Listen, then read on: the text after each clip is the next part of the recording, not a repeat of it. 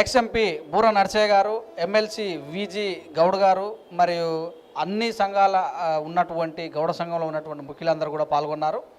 ఈ రకంగా మరి స్వామి గౌడ్ మాట్లాడుతూ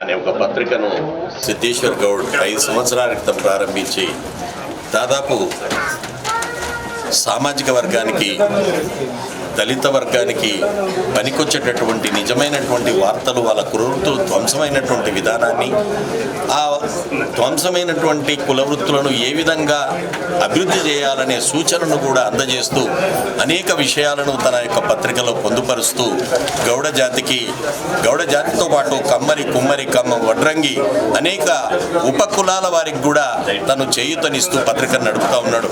అనేక కష్ట నష్టాలకు వచ్చినటువంటి సిద్ధు చెప్పులు లేకుండా బస్సులలో తిరిగి అనేక మంది మిత్రులను కలిసి, తన స్నేహితులను కలిసి తన పత్రికను 5 సంవత్సరాల వరకు నడిపారు.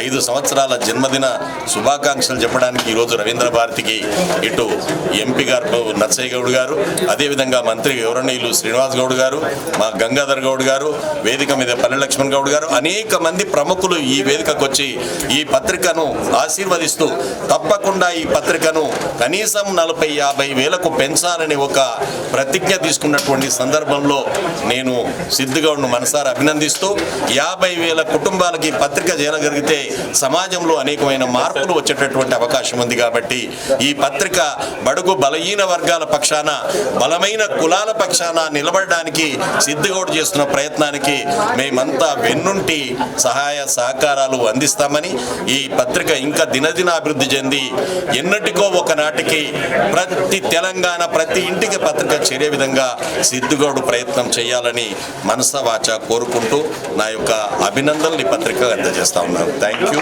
మచ్. 5 ఎకరాల స్థలం, 2 ఎకరాల స్థలం ప్రభుత్వం నుంచి దొరికితే అదొక సొసైటీగా పెట్టుకొని ఆ కులం బతుకుతుంది హాయిగా అని చెప్పి ఒక సూచన మనం దానికి అందజేయాలి. ఈ విధమైనటువంటి సూచనలు మన పత్రికల ద్వారా వస్తే ప్రతి ఒక్కడు పత్రిక అడుక్కొని లేదు మనం ఇయ్యకపోతే గుంజుకొని పోయి దాంట్లో ఉన్నటువంటి సమాచారాన్ని చదువుకుంటాడు. అందువలన మనం మనకే కాదు సమాజానికి సేవ చేయడానికి ప్రయత్నం జరగాలని చెప్పి మిమ్మల్ని నేను కోరుతా ఉన్నాను. అదేవిధంగా నేను సలహా ఇచ్చేటంత గొప్పని కాదు, కానీ ఒక విషయాన్ని స్పష్టంగా చెప్పదలుచుకున్నాను. ఈ సమాజంలో మార్పు రావాలంటే, సమాజాన్ని మార్చాలంటే ఖచ్చితంగా మహిళలే ముందుకు రావాలి, మహిళలకు ప్రాధాన్యత కల్పించాలి. ఈ సమాజాన్ని వాళ్ళే మారుస్తారు. ఏ విధంగా మార్చగలరు? ఈనాడు ఆ గ్రామంలో ఉన్నటువంటి 10 మంది గౌడ మహిళలను పిలిచి ఒక దగ్గర కూర్చునబెట్టి, ఇంతకుముందు డాక్టర్ గారు, ఎంపీ గారు ఒక చక్కటి సూచన చేశారు. అసలు ఆ సూచన ఈ రోజుది కాదు, గత 50, 60, 70 సంవత్సరాల క్రితం జవహర్లాల్ గారు కోఆపరేటివ్ ఉద్యమం చెప్పినటువంటి సూచన. ప్రతివాడి చెయ్యి ఉండాలి, ప్రతివాడు ₹1 వేసుకోవాలి, ప్రతివాడు ₹10 వేసుకోవాలి. వేసుకున్న ₹10 ఒక దగ్గర జమ చేసుకొని ఆ మూల నిధిని ఆ కులానికి, ఆ వర్గానికి, సామాజిక వర్గానికి ఖర్చు పెట్టుకోగలిగితే మనం ఎవరిని భిక్షమెత్తేటటువంటి అవకాశం ఉండదు. అందుకే ఈ 10 మంది మహిళలను ఒక దగ్గర తీసుకొచ్చి వాళ్ళతో మాట్లాడి, అమ్మ మీరు తలా ₹10 వేసుకోండి, మీరే మాట్లాడుకోండి, మీరే చేసుకోండి అని చెప్పి మనం చెప్పి నెలకొకనాడో 2 నెలకొకనాడో ఆ మహిళలకు చేయూతలాగా వెనుక నిలబడితే వాళ్ళు ఖచ్చితంగా ఈనాడు డాక్టరా గ్రూపులు ఏ విధంగానైతే పైకి వచ్చాయో, డెవలప్ అయ్యాయో, అదేవిధంగా గౌడ మహిళలు కూడా ఆ విధంగా డెవలప్ అయ్యేటటువంటి అవకాశం ఉంది.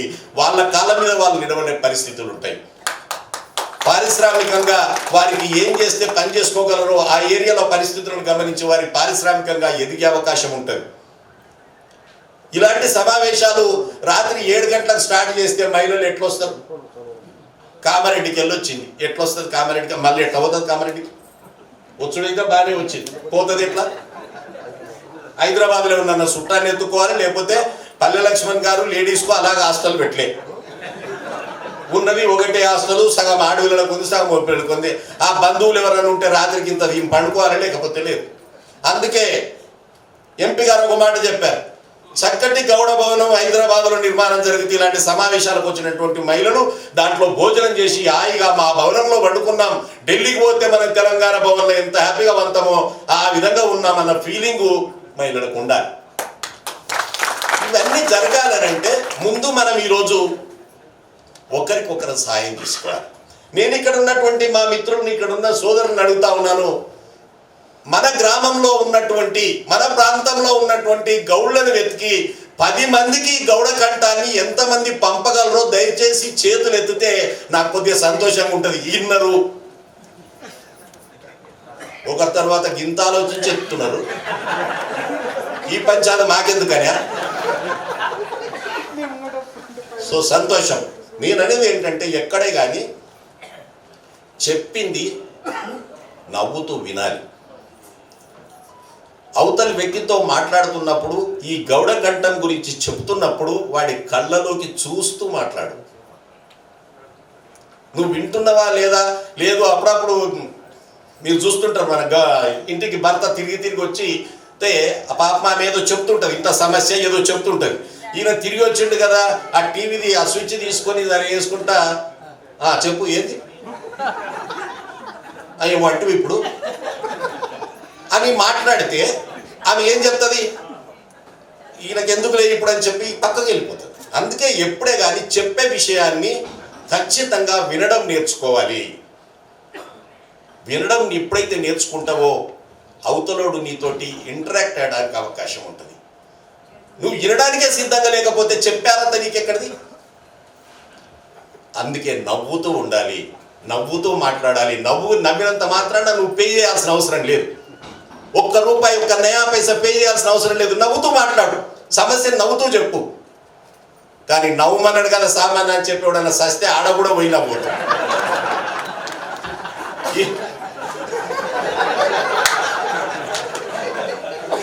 దానికి కొన్ని పరిమితులు ఉంటాయి. ఆ పరిమితులకు లోబడి నవ్వాలి. కానీ నన్ను నవ్వమనని చెప్పి వాళ్ళు సాగు పెంచితే ఆడ కూడా నవ్వుకుంటూ నిలబడితే వెంటలేమని ఎక్కిందిరా అంటారు. అందుకే మిత్రులకు నేను కోరేది ఏంటి అంటే, మనం అందరం కూడా మన సమాజంలో మన వాళ్ళమందరం కూడా ఎప్పుడు నవ్వుతూ మాట్లాడుకోవాలి, ప్రేమగా ఆప్యాయత పలకరించాలి, కలిసి ఉండాలి. మనం ఈ ఊరికన్నా పోతాం. నేను పాపన్న గౌడ విగ్రహాన్ని 7వ ఓపెనింగ్ చేయడానికి పోయినా నన్ను చాలామంది గద్వాలకు పోతుంటే అయితే నన్ను 15 ఫోన్లు వచ్చినాయినా, వచ్చి మా ఇంట్లో టీ తాగిపోవాలి గౌడ్, నువ్వు మా ఇంటికి రాని. నేను ఎవరింటికి పోలే, ఒక గౌడింటికి పోయినా, చా తాగినా, మీటింగ్కి పోయినా, ఏ ఊరికి పోయినా నేను ఒక గౌడింటికి పోయి ఛాయ్ తాగో నీళ్లు తాగో పోతాను. నేను ఎందుకు ఈ మాట చెప్తున్నానంటే, మన వాళ్ళను ప్రేమతో పలకరించు.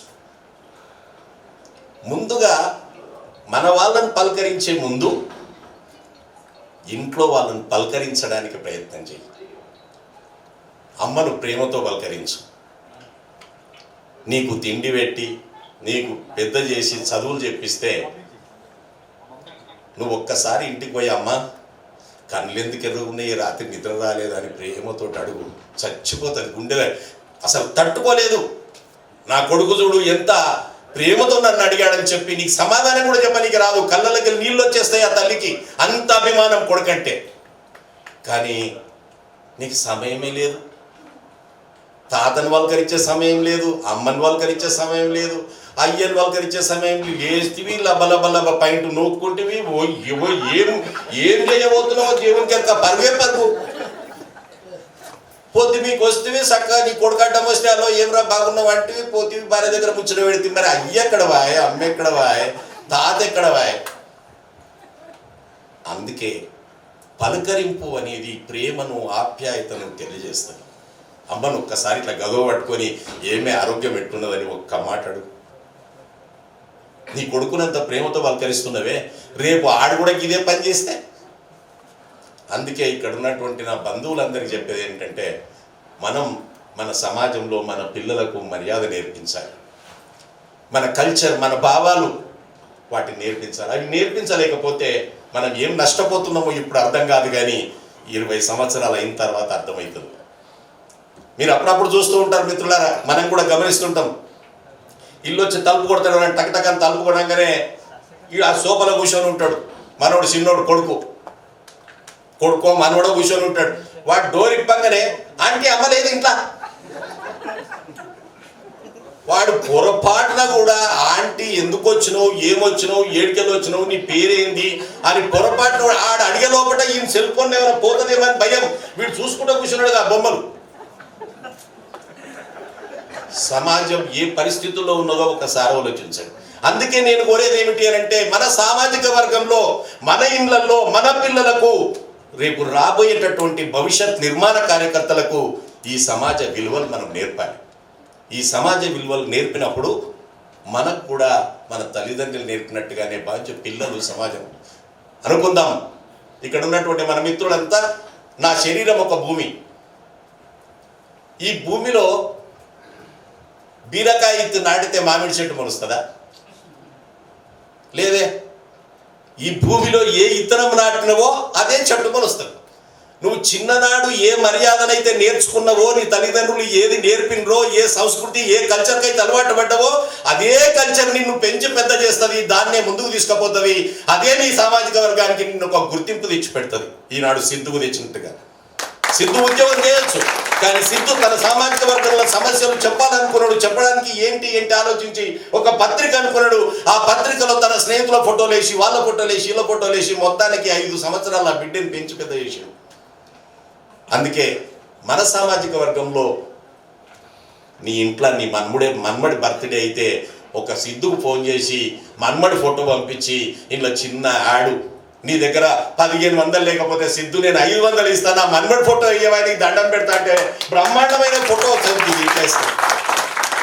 నీ పెళ్లి ఫోటో, నీ మన్మడి ఫోటో, మీ ఆవిడ బర్త్డే, ఇలాంటి ఫోటోలు వస్తూ ఉంటే నిన్నొక్కరిని ఈ సిద్ధు ఒక్కడు ఫోటో చేస్తే ఈ పత్రిక 20,000 మంది దగ్గరికి పోతే 20,000 మందికి నీ మనుమడు పరిచయం. అందుకే నేను మిమ్మల్ని కోరేది మిత్రులారా, సమయం చాలా అయిపోయింది, లేట్ అయినా కొద్దే ఇప్పటిదాకా అప్పటి నుంచి సిద్ధు కోపంగా చూస్తున్నాడు, ఈ అన్నను ఒకటి చెప్పమంటే గంట బిగిండని.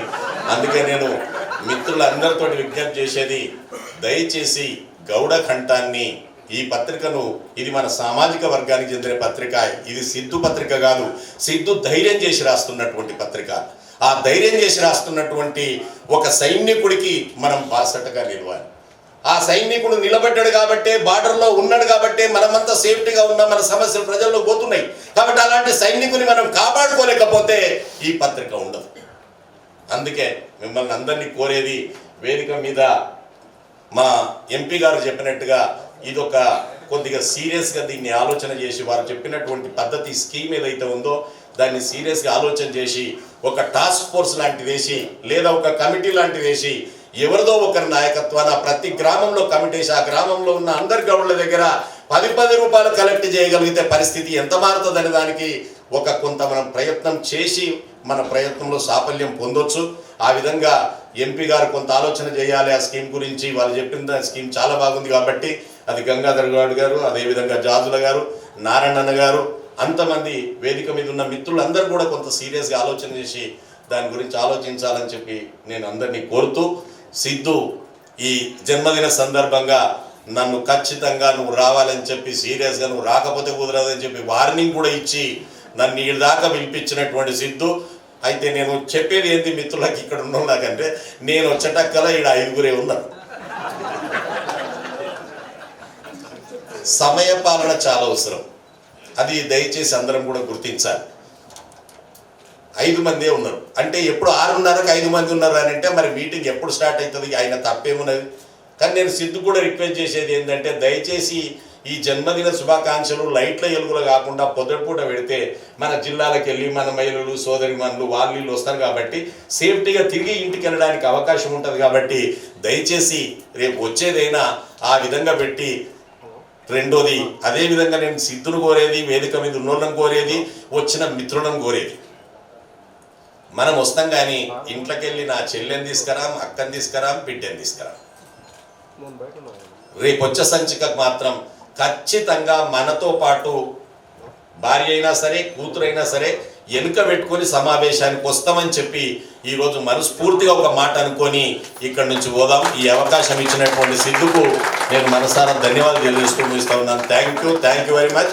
జై గౌడ.